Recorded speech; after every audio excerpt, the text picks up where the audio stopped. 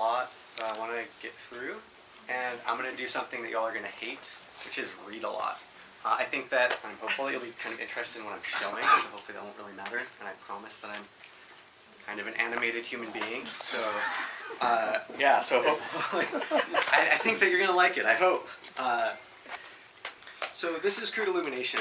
It is a material study of light-based art in the Anthropocene, working with contentious elemental materials and obsolete projection technology. My intention is to bring to light a new materialism, a materialism that already has a basis in critical theory and art practice, but up until recently hasn't really been taken seriously as a framework from which to assert the human experience.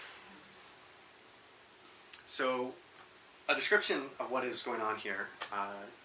It's a projection installation. There's a container of crude oil and frozen carbon dioxide, which is dry ice. It's being projected via an analog, an overhead projector. Increased attention to the Anthropocene has shifted scientific considerations of materialism.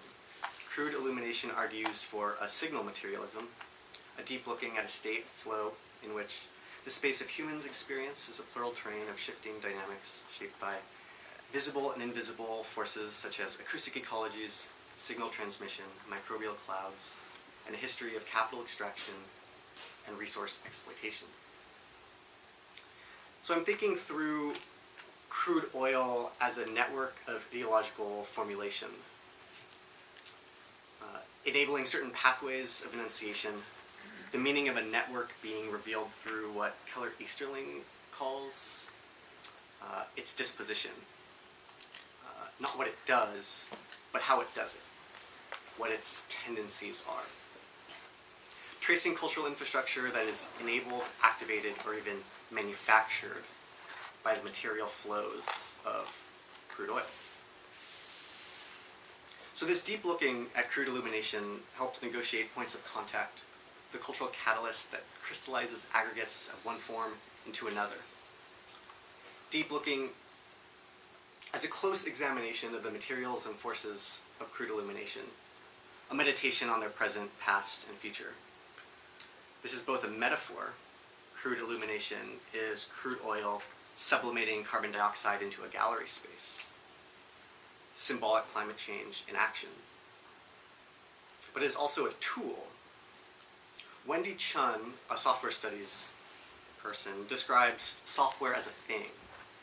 And we can work through this idea in a similar way that we can think about thought or ideology as a thing, or the production of meaning. She describes computers as a metaphor machine and networks of networks. The root of cybernetics is kybernate, which means to govern. So crude illumination is a metaphor in that it reveals that our access point to technology infrastructure is often metaphor. The antiquated overhead projector, for example, was a technology invented in the 1860s in police departments to fingerprint criminals. We are always rooted in a disciplinary society. The installation illuminates the invisible ideology, always already there. The pre-existing military-industrial complex or plural train of liberalism becomes neoliberalism and its own web of actants and associations.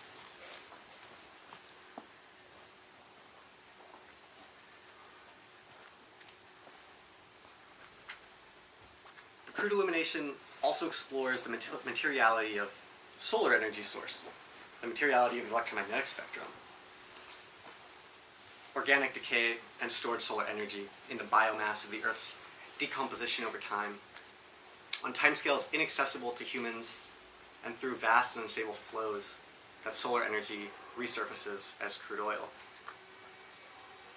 This black seeping Earth forms its own ideological reactions of poles, charging new flows of capital, but also mythologies of wellness and spiritual healing. It is these contradictions, the schizophrenic nature of the production of meaning through networks of networks, that culture takes shape.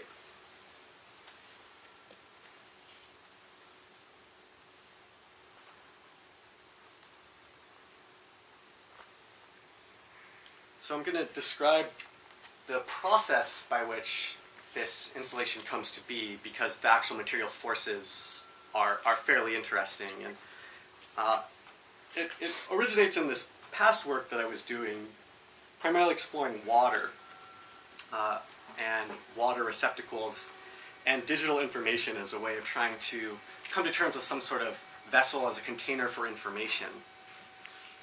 And then I read this book called Cyclonopedia, and it works through these solar material dynamics between the Earth and the Sun in these ways that goes kind of beyond any terrestrial imagining of materialism that I'd ever experienced before. And the comparison of oil as an alternative flow to the flow of water seemed to be a really useful place to think about flows of movements in cultural and in geological terms. So these are past examples of this work that I was talking about that sort of led to crude illumination.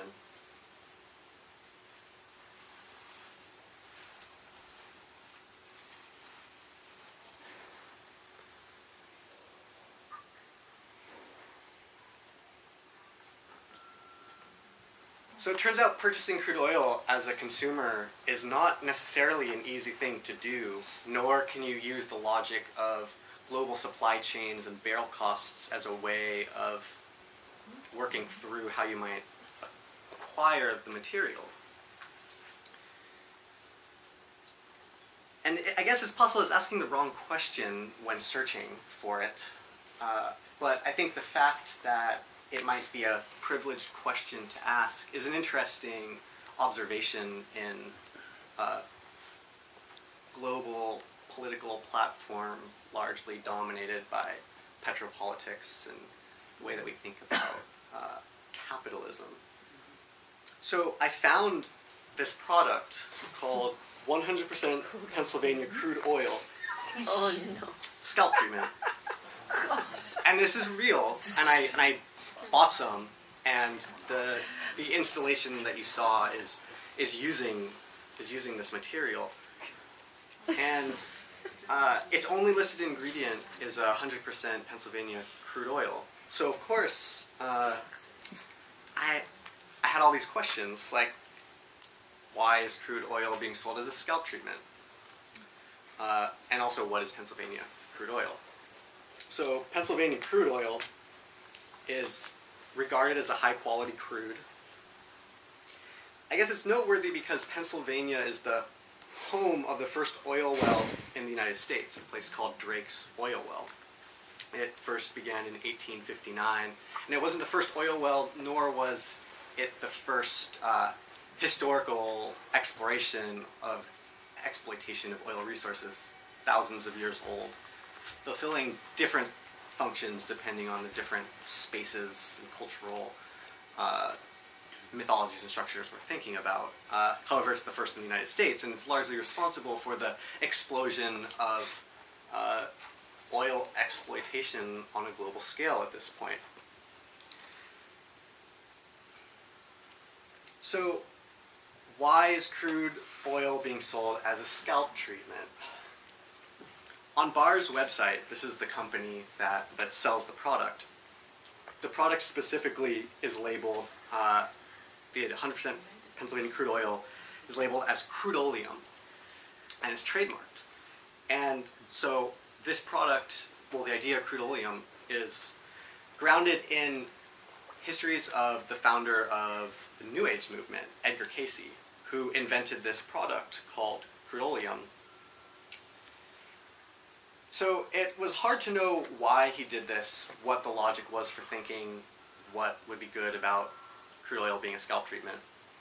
And scourging the internet, I found these weird forums that had certain bits and pieces of information. So here's a quote from one of them. Cayce was careful to recommend only pure, unrefined crude oil, no gasoline, kerosene, or motor oil, and created his own brand that he named Crudeolium. Cayce's Crudeolium came from Pennsylvania and was said to have the mildest odor. and the easiest texture to rinse out of hair. The reason, he said, is that Pennsylvania crude is a paraffin base. So then a warning happens after this post, which says, please note, Casey's advice is not medical advice. Do not apply crude oil on your scalp. It contains benzene, which is a known carcinogen. And so interestingly, in Cyclonopedia, which is this text that I mentioned before, Negrestani says, according to Thomas Gold, the fact of the existence of porphyrin in both blood and oil has been manipulated to bolster the validity of fossil fuels theory. For advocates of the myth of fossil fuels, porphyrin is evidence of a common lineage, the hydrocarbon. Porphyrin, the hydrocarbon, shared in our blood cells in crude oil, this is me, not, I'm quoting myself here now, not Cyclonopedia, enables the product 100% Pennsylvania crude oil scalp treatment, and also enables vast networks of pipelines, mapping, different ideological flows of capital, of ethics, of earth, of solar energy. Naming these flows provides a methodology to observe their disposition, reshaping their futures, and our own various entanglements. Oil Creek in Pennsylvania, the site of the first oil pipelines adjacent to Drake's oil well, is now a state park and a second growth forest. Casey's crude oleum is an example of the strange mythologies forged through a history of paraffin and porphyrin, two different hydrocarbons that are both in oil. Porphyrin occurs in our blood, hemo. But there are others embedded so deeply in the core of these geological and ideological forces that their abstraction has been replaced as the source, as logos, as Wendy Chun says. A metaphor-generating machine which reverses the direction of fit. Software defines the logic of what software users are. Crude oil defines the position its consumers will occupy, and after they are established as the dominant forces of the network, new metaphors emerge to retroactively manufacture the meaning of the process, its disposition.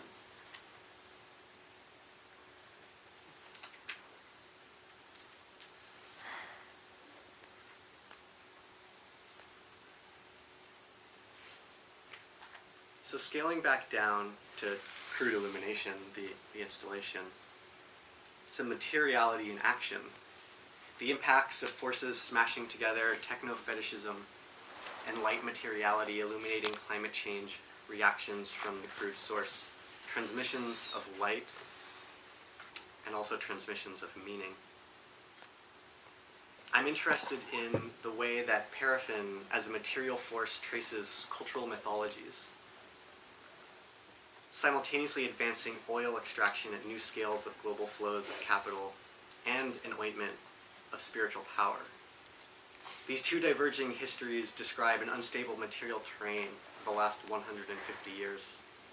Additionally, that paraffin which transmitted the historical value of crude oil into a space of cultural ideology, a cultural information source, also caused buildup in the pipelines via paraffin waxy buildup. Disrupting and destabilizing the flow of capital is a fascinating elemental paradox. Paraffin is the stuffs of earth and mass, harnessed by humans in delicate balance, part of the bandwidth of earthen flows, of the ground, extracted, and made to travel for energy exploitation. Its own purpose, a feedback limit, which only reveals itself upon certain catalysts of network infrastructure. Paraffin becomes a source of energy transmission and transduction through which alternative media theories, cultural identities, histories, and network genealogies can be shaped.